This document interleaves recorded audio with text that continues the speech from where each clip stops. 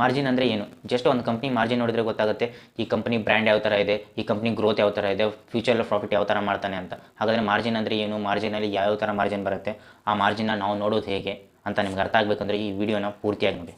ಈ ಮಾರ್ಜಿನಲ್ಲಿ 3 ಥರ ಬರುತ್ತೆ. ಒಂದು ಗ್ರಾಸ್ ಮಾರ್ಜಿನ್, ಇನ್ನೊಂದು ಆಪ್ರೇಟಿಂಗ್ ಮಾರ್ಜಿನ್, ಮೂರನೇದು ನೆಟ್ ಪ್ರಾಫಿಟ್ ಮಾರ್ಜಿನ್. ಆಪ್ರೇಟಿಂಗ್ ಮಾರ್ಜಿನ್ನ ಎಬಿಟಾ ಮಾರ್ಜಿನ್ ಅಂತಲೂ ಕರೀತಾರೆ. ಮೊದಲನೇದು ಗ್ರಾಸ್ ಮಾರ್ಜಿನ್. ಈ ಗ್ರಾಸ್ ಮಾರ್ಜಿನ್ ಅರ್ಥ ಆಗಬೇಕಂದ್ರೆ ನಾವು ಸಿಂಪಲ್ ಆಗಿರೋ ಒಂದು ಎಕ್ಸಾಂಪಲ್ ತೊಗೊಳ್ಳೋಣ. ಸಿಂಪಲ್ ಆಗಿರೋ ಎಕ್ಸಾಂಪಲ್ ಅಂದರೆ ಒಂದು ಟೀ ಅಂಗಡಿ ತೊಗೊಳ್ಳೋಣ. ಈ ಟೀ ಅಂಗಡಿಯಲ್ಲಿ ಒಂದು ಟೀ ಮಾಡೋಕ್ಕೆ 10 ರೂಪಾಯಿ ಖರ್ಚಾಗುತ್ತೆ ಅಂದ್ಕೊಳ್ಳಿ. ಈಗ ಈ ಟೀ ಮಾಡೋದಕ್ಕೆ ಏನೇನು ಬೇಕು? ಸಕ್ಕರೆ ಬೇಕು, ಹಾಲು ಬೇಕು, ಟೀ ಪೌಡ್ರ್ ಬೇಕು, ಗ್ಯಾಸ್ ಬೇಕು, ಮತ್ತು ಇದನ್ನೆಲ್ಲ ತರೋದಕ್ಕೆ ಟ್ರಾನ್ಸ್ಪೋರ್ಟೇಷನ್ ಚಾರ್ಜು, ಇದೆಲ್ಲನೂ ಸೇರಿ ರಾ ಮೆಟೀರಿಯಲ್ಗೆ ಏನೇನು ಖರ್ಚಾಗುತ್ತಲ್ಲ ಈ ಖರ್ಚನ್ನು ನಾವು ಗ್ರಾಸ್ ಮಾರ್ಜಿನಲ್ಲಿ ತೋರಿಸ್ತೀವಿ. ಈಗ ಇದನ್ನೆಲ್ಲ ತರೋಕ್ಕೆ 400 ರೂಪಾಯಿ ಖರ್ಚಾಯಿತು ಅಂದ್ಕೊಳ್ಳಿ. ಇದರಿಂದ 100 ಟೀನ ತಯಾರು ಮಾಡಿದ್ರು. ಒಂದು ಟೀಗೆ 10 ರೂಪಾಯಿ ಅಂದರೆ 100 ಟೀಗೆ 1000 ಆಯಿತು. ಈ 1000 ಲಾಭದಲ್ಲಿ 400 ರೂಪಾಯಿ ರಾ ಮೆಟೀರಿಯಲ್ ಖರ್ಚಾಗಿದೆಯಲ್ಲ, ಅದನ್ನು 400 ರೂಪಾಯಿ ಮೈನಸ್ ಮಾಡಿದ್ರೆ 600 ರೂಪಾಯಿ ಉಳಿತು. ಈ 600 ರೂಪಾಯಿನೇ 60%. ಈ 60%ನೇ ಗ್ರಾಸ್ ಮಾರ್ಜಿನ್. ಅಂದರೆ ಈ ಟೀ ಅಂಗಡಿಯಲ್ಲಿ 4 ರೂಪಾಯಿ ರಾ ಮೆಟೀರಿಯಲ್ ಖರ್ಚಾಗ್ತಾಯಿದೆ ಅಂತ. ಅಂದರೆ ಒಂದು ಟೀಗೆ 4 ರೂಪಾಯಿ ರಾ ಮೆಟೀರಿಯಲ್ ಖರ್ಚಾಗ್ತಿದೆ ಅಂತ. ಈ ರಾ ಮೆಟೀರಿಯಲ್ಗೆ ಏನು ಖರ್ಚಾಗುತ್ತಲ್ಲ ಇದನ್ನೇ ಗ್ರಾಸ್ ಮಾರ್ಜಿನ್ ಅನ್ನೋದು. ಇನ್ನು ಎರಡನೇದು ಆಪ್ರೇಟಿಂಗ್ ಮಾರ್ಜಿನ್.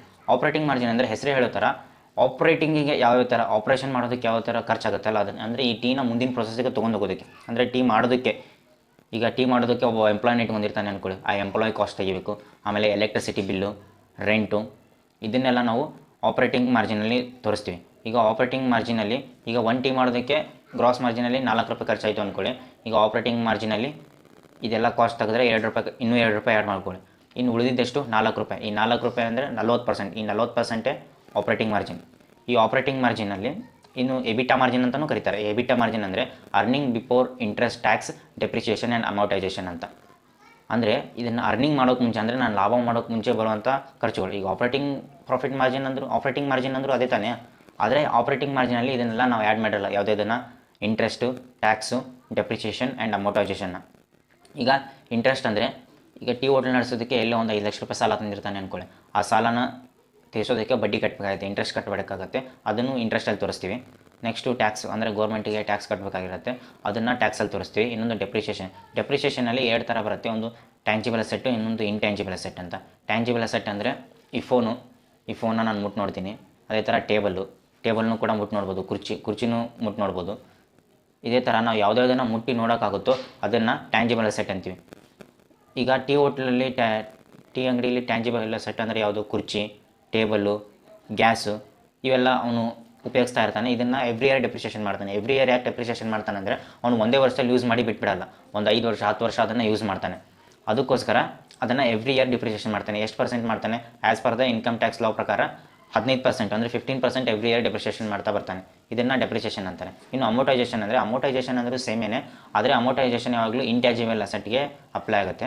ಇಂಟ್ಯಾಂಜಿಬಲ್ ಅಸೆಟ್ ಅಂದರೆ ಕೆಲವೊಂದು ಕಂಪ್ನಿಗಳು ಸಾಫ್ಟ್ವೇರ್ನ ಬೈ ಮಾಡಿರ್ತಾರೆ. ಆ ಸಾಫ್ಟ್ವೇರ್ನ ಕೂಡ ಎವ್ರಿ ಇಯರು ಡೆಪ್ರಿಷಿಯೇಷನ್ ಮಾಡ್ತಾ ಬರ್ತಾರೆ. ಮತ್ತು ಈಗ ನನ್ನೊಂದು ಕಂಪ್ನಿ ಇದೆ, ಈಗ ಇನ್ನೊಂದು ಕಂಪ್ನಿ ನಾನು ಅಕ್ವೈರ್ ಮಾಡಿದೆ ಅಂದ್ಕೊಳ್ಳಿ. ಈಗ ಒಂದು ಟೀ ಹೋಟ್ಲ್ ಇದೆ, ಪಕ್ಕದಲ್ಲಿ ಇನ್ನೊಂದು ಟೀ ಹೋಟ್ಲ್ ಇರುತ್ತೆ, ಚೆನ್ನಾಗಿ ವ್ಯಾಪಾರ ಆಗ್ತಿರುತ್ತೆ, ಅದನ್ನು ನಾನು ಅಕ್ವೈರ್ ಮಾಡಿದೆ. ಈಗ ಟೀ ಹೋಟ್ಲ್ ವ್ಯಾಲ್ಯೂ ಅಸೆಟ್ ಇರೋದು 1000 ಅಂದ್ಕೊಳ್ಳಿ. ನಾನು ಅದಕ್ಕೆ 5000 ಕೊಟ್ಟು ಬೈ ಮಾಡಿದೆ ಅಂದ್ಕೊಳ್ಳಿ. ಅವಾಗ ಇನ್ನು 4000 ನಾನು ಯಾವುದರಲ್ಲಿ ತೋರಿಸ್ತೀನಿ?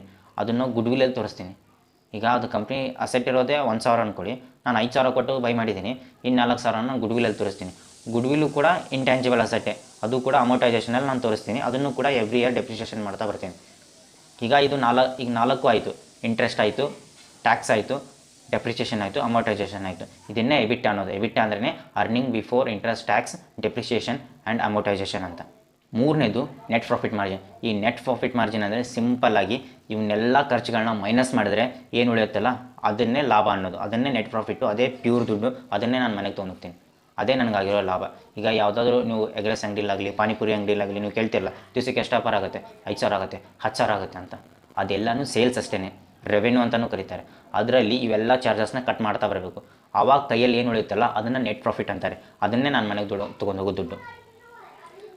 ಈಗ ಈ ಮಾರ್ಜಿನಲ್ಲಿ ಈಗ ನೆಟ್ ಪ್ರಾಫಿಟ್ ಎಷ್ಟು ಉಳಿತು ಅಂದರೆ, ಈಗ ಇವನು ಇಂಟ್ರೆಸ್ಟ್ ಕಟ್ತಾನೆ, ಈಗ ಸಾಲ ತೊಗೊಂಡಿರ್ತಾನೆ, ಇಂಟ್ರೆಸ್ಟ್ ಕಟ್ತಾನೆ, ಮತ್ತು ಡೆಪ್ರಿಷಿಯೇಷನ್ ಒಂಥರ ಸ್ಟವ್ ಗ್ಯಾಸು ಇರುತ್ತೆ, ಡೆಪ್ರಿಷಿಯೇಷನ್ನು ಕ್ಲೈಮ್ ಮಾಡ್ಕೋಬೋದು.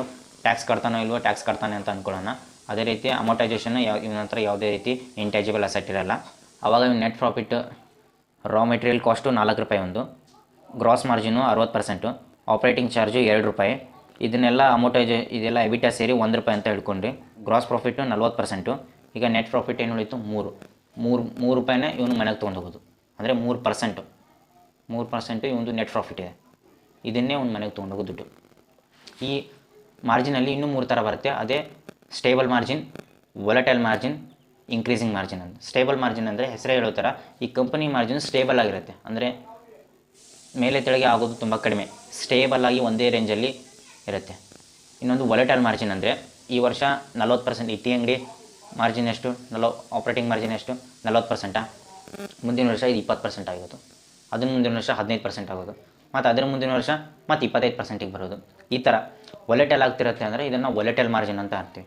ಇನ್ನೊಂದು ಇನ್ಕ್ರೀಸಿಂಗ್ ಮಾರ್ಜಿನ್ ಅಂದರೆ ಈ ವರ್ಷ 40% ಇದೆ, ಮುಂದಿನ ವರ್ಷ 45 ಮಾಡೋದು, ಅದ್ರ ಮುಂದಿನ ವರ್ಷ 50% ಮಾಡೋದು. ಈ ಥರ ಇನ್ಕ್ರೀಸ್ ಮಾಡ್ತಾ ಹೋಗೋದನ್ನು ಇನ್ಕ್ರೀಸಿಂಗ್ ಮಾರ್ಜಿನ್ ಅಂತೀವಿ. ಈಗ ಸ್ಟೇಬಲ್ ಮಾರ್ಜಿನಿಗೆ ಒಂದು ಎಕ್ಸಾಂಪಲ್ ಕೊಡಬೇಕಂದ್ರೆ ಇಲ್ಲಿ ಸ್ಕ್ರೀನರಿಗೆ ಬನ್ನಿ.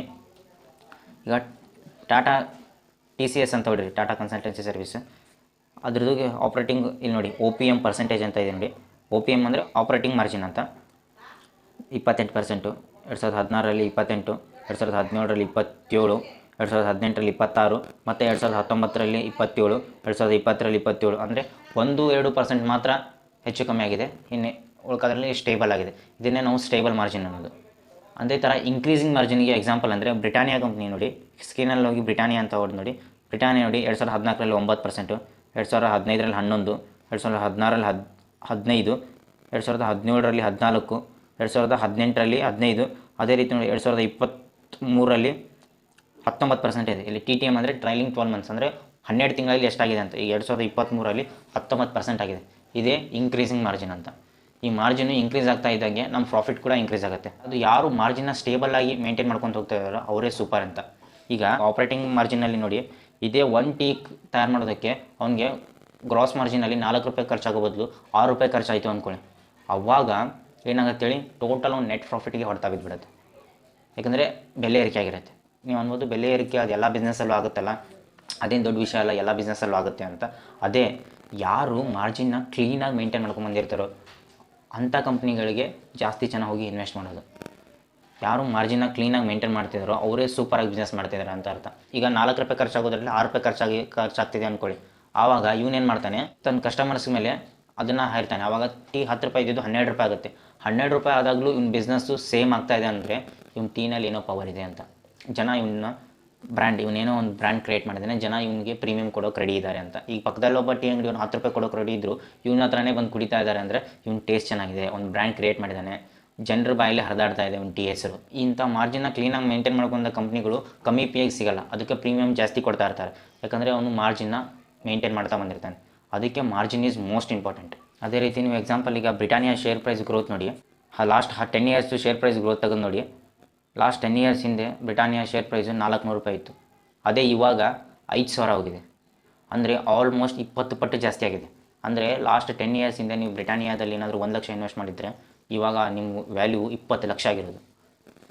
ಇದನ್ನೇ ಮಾರ್ಜಿನ್. ಯಾಕಂದರೆ ಈ ಪ್ರಾಫಿಟ್ ಹೇಗೆ ಜಾಸ್ತಿ ಆಯ್ತು ಹೇಳಿ, ಯಾಕಂದರೆ ಮಾರ್ಜಿನ್ನ ಜಾಸ್ತಿ ಮಾಡ್ತಾ ಬಂದಿದ್ದಾನೆ, ಇನ್ಕ್ರೀಸಿಂಗ್ ಮಾರ್ಜಿನ್. ಯಾವ ಕಂಪ್ನೀಲಿ ಮಾರ್ಜಿನ್ನು ಸ್ಟೇಬಲ್ಲು ಅಥವಾ ಇನ್ಕ್ರೀಸಿಂಗ್ ಆಗ್ತಾ ಹೋಗುತ್ತಲ್ಲ, ಆ ಕಂಪ್ನಿಲೇ ನಾವು ಸಖತ್ ದುಡ್ಡು ಮಾಡೋದು, ಆ ಕಂಪ್ನಿಲೇ ನಾವು ಮಲ್ಟಿ ಬ್ಯಾಗರ್ ರಿಟರ್ನ್ ತೆಗಿಯೋಕ್ಕಾಗೋದು. ಮಲ್ಟಿ ಬ್ಯಾಗರ್ ರಿಟರ್ನ್ನ ಹೇಗೆ ತೆಗೆಯೋದು, ಆ ಕಂಪ್ನಿನ ಹೇಗೆ ಹುಡುಕೋದು ಅಂತ ನೆಕ್ಸ್ಟ್ ವಿಡಿಯೋ ಮಾಡ್ತೀನಿ, how to find multi bagger ಅಂತ. ಅದೇ ರೀತಿ P&L ಸ್ಟೇಟ್ಮೆಂಟ್ನ ಯಾವ ಥರ ಓದೋದು, ಬ್ಯಾಲೆನ್ಸ್ ಶೀಟ್ನ ಯಾವ ಥರ ಓದೋದು ಅಂತ ವಿಡಿಯೋ ಮಾಡ್ತೀನಿ. ಮತ್ತು ಇನ್ನೂ ಕೆಲವೊಂದು ರೇಷೋಸ್ ಇದೆ, ಆ ರೇಷೋಗಳನ್ನ ಯಾವ ಥರ ಅನಾಲಿಸಿಸ್ ಮಾಡೋದು ಅದನ್ನು ಹೇಳ್ತೀನಿ. ಈಗ ಫಂಡಮೆಂಟಲ್ ಸೀರೀಸಲ್ಲಿ ಇದ್ದೀವಿ ನಾವು. ನೆಕ್ಸ್ಟು ಒಂದೊಂದಾಗಿ ವಿಡಿಯೋ ಮಾಡ್ತಾ ಹೋಗ್ತೀನಿ. ನಮ್ಮ ಚಾನಲ್ನ ಸಬ್ಸ್ಕ್ರೈಬ್ ಆಗಿ, ಹಾಗೆ ನೋಟಿಫಿಕೇಷನ್ ಆನ್ ಮಾಡ್ಕೊಳ್ಳಿ. ಹಾಗೆ ವಿಡಿಯೋ ಇಷ್ಟ ಆದರೆ ಒಂದು ಲೈಕ್ ಮಾಡಿ. ನೀವೇನಾದರೂ ಸ್ಟಾಕ್ ಮಾರ್ಕೆಟಲ್ಲಿ ಇನ್ವೆಸ್ಟ್ ಮಾಡಬೇಕಾದ್ರೆ ಡಿಮ್ಯಾಟ್ ಅಕೌಂಟು ಕಂಪಲ್ಸರಿ. ನಾನು ಡಿಸ್ಕ್ರಿಪ್ಷನ್ ಲಿಂಕಲ್ಲಿ ನಾನು ಯಾವ ಡಿಮ್ಯಾಟ್ ಅಕೌಂಟ್ ಯೂಸ್ ಮಾಡ್ತಿದ್ದೀನೋ ಅದೇ ಡಿಮ್ಯಾಟ್ ಅಕೌಂಟ್ನ ಡಿಸ್ಕ್ರಿಪ್ಷನ್ ಲಿಂಕಲ್ಲಿ ಕೊಟ್ಟಿದ್ದೀನಿ. ನೀವು ಹೋಗಿ ಡಿಮ್ಯಾಟ್ ಅಕೌಂಟ್ನ ಓಪನ್ ಮಾಡ್ಕೊಳ್ಳಿ. ಇದು ಕಂಪ್ಲೀಟ್ಲಿ ಫ್ರೀ ಆಗಿರುತ್ತೆ. Thanks for watching. ಮತ್ತೆ ಸಿಗೋಣ.